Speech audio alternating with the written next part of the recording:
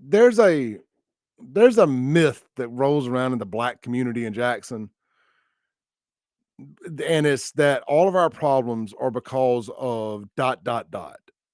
They're not because of anything we did. It's because of dot dot dot. It's the state. The state's the boogeyman. It's because of racism from the 1960s, Medgar. It's all that stuff. You know, it's never just look in the mirror and have any dang accountability.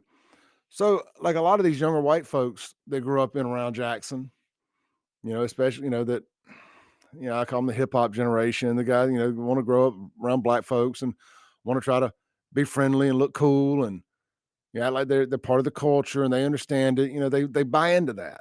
I did for a long time. And I speak from a place of personal experience. I believed what black folks were selling for a long time around here. That it was because of, that their bad the bad hand they've been dealt was because of racism. And it's just, because of the Klan and old Mississippi Democrats and all that.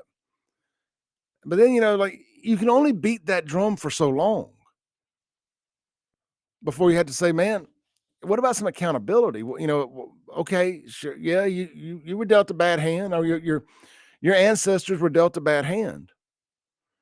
But at some point, maybe pull yourself up by the bootstraps and I don't know, do something. Quit quit blaming something that happened almost a century ago or longer.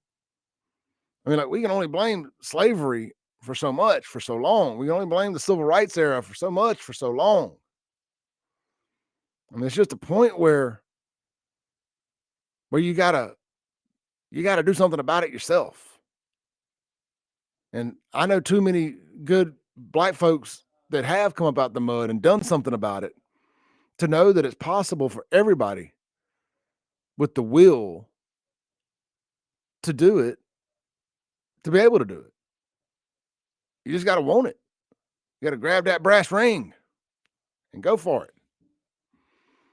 And I just think there's an entire generation of younger white folks out there that have grown up around it and they just believe it because they've been beat upside the head with it in the school system and with the education system. And kudos to Trump for going to sign a executive order to abolish the Department of Education.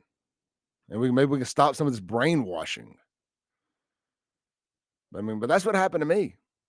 I just woke up one day and I'm like, I have rescinded my invitation to the barbecue. I did not RSVP. I said, I'm good. I can cook my own damn barbecue. I said, no, I can't keep coming to the barbecue and being forced to live a lie.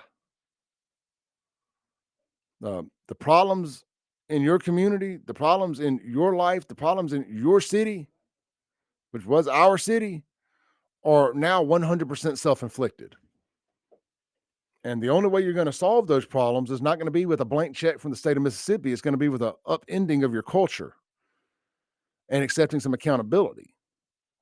And I don't want to be around people that refuse to accept accountability,